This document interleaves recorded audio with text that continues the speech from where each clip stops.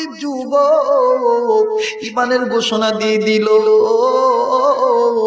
চাচা ডাক দিয়ে কয় ভাতিজা, এটার পরিণাম কি তুমি জানো কি হইতে পারে?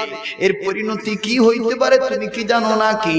ভাতিজা ডাক দিয়ে কয় চাচা গো, আল্লাহ এবং আল্লাহ রাসূলের প্রেমের মালা গলায় পড়তে যাইয়া আমি সব পরিস্থিতি মোকাবেলা করতে রাজি আছি। চাচা গো, মাওলার প্রেমিক আমি হয়ে গেছি। বন্ধুগণ, এইবার নিষ্ঠুর চাচা ডাক দিয়ে বলতেছেন, ও উজ্জা, আব্দুল উজ্জা, তোমার নাম তো আব্দুল উজ্জা, আমি তোমাকে বলতেছি তোমার পরনে যে কাপড় আছে, তোমার পরনে যে চাদর আছে, যে বস্ত্রগুলো আছে, যে পোশাক আছে, এই পোশাক তুমি খুলিয়া দাও। এটা আমার টাকার। ভাই গো, ভাতিজা ডাক দিয়ে কয় চাচা গো, আপনি আমার নিচের বস্ত্রটাও কি খুলিয়া নেবেন নাকি? ভাতিজা আস্তে করে নিচের উপরের পোশাকটা যখন খুলছি, এবার নিচের চাদর খুললে তো লজ্জাস্থান দেখা যাবে, ও বন্ধু শরম দেখা যাবে।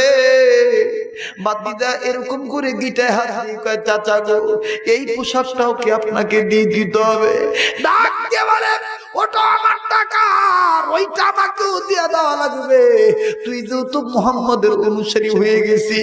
ভাতিজা এবার নিচের লুঙ্গিটা খুলে আর ডাক দিয়ে কয় চাচা গো, ঈমানের জন্য আমি সব দিয়ে দিলাম। যুবক ভাইরা, ভাতিজা আব্দুল উজ্জা উলঙ্গ হয়ে গেল, লজ্জায় শর্মিন্দা হইয়া। আমার বন্ধুগণ দুটি চোখ এরকম চেপে ধরে কোন দিকে না যাইয়া একটা দৌড় মেরে মার দরবারে গেছে। মা সন্তানকে উলঙ্গ অবস্থায় দেখিয়া ডাক দিয়ে কয়, বেটা তোমার এই অবস্থা কেন? ডাক দিয়ে কয়, মা গো, আগে আমার লজ্জা ডাকো।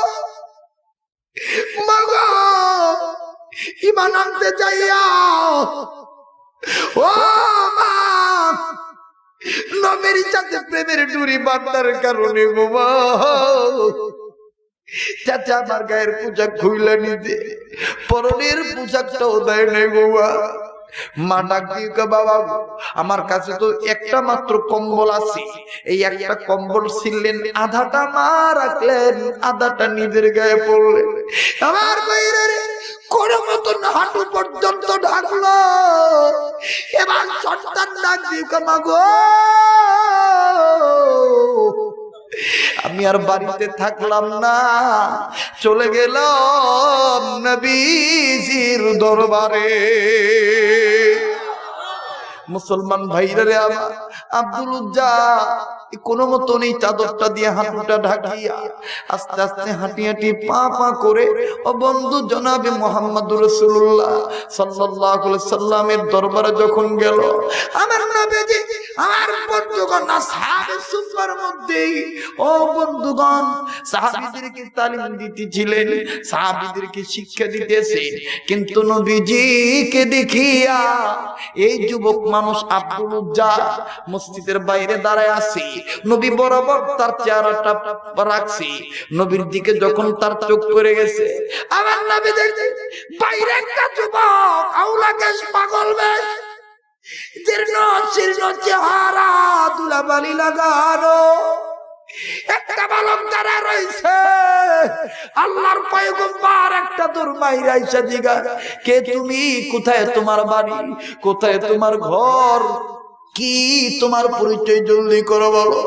বালক যুবক ডাক দিয়ে কয়, হুজুর আমার নাম আব্দুল উজ্জা। তোমার এই অবস্থা কেন?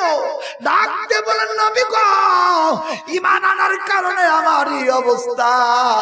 আমার চাচা আমাকে পরনের পোশাকটাও দেয় নাই গো নবীজি। ও নবী,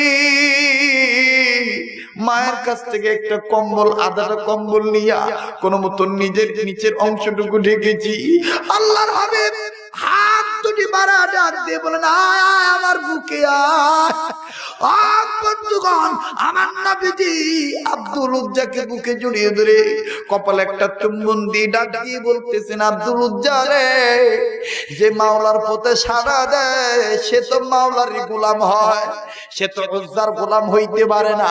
আমি পয়গম্বর তোমার নাম চেঞ্জ করে দিলাম, আমি তোমার নাম রেখে দিলাম আব্দুল্লাহ। আল্লাহু আকবার। মুসলমান বাজান, আল্লাহর বান্দা, আল্লাহর বান্দাকে যখন আল্লাহর পয়গম্বর নাম চেঞ্জ করে রেখে দিলেন আব্দুল্লাহ, এবার এই আব্দুল্লাহকে থাকার জায়গা কোথায় করে দিবে? আসহাবে সুফফায় থাকার ব্যবস্থা করে দিলেন। এই আব্দুল্লাহ তেলাওয়াত করে, এত জোরে জোরে কোরআন তেলাওয়াত করে, আমি শুধু বুঝাইতে চাইছি কোরআন দেখেন কত ইজ্জতের কিতাব। এই কোরআন মেনে নিলে আল্লাহ পাক দেখেন কেমন করে আপনাকে ইজ্জতওয়ালা করে দেয়। তার রূপরেখা কি?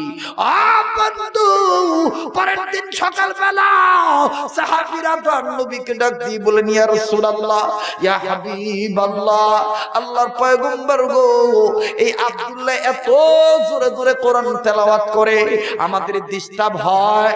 রাসূল ডাক দিয়ে বললেন, সাহাবীরা রে, আব্দুল্লাহ রে জোরে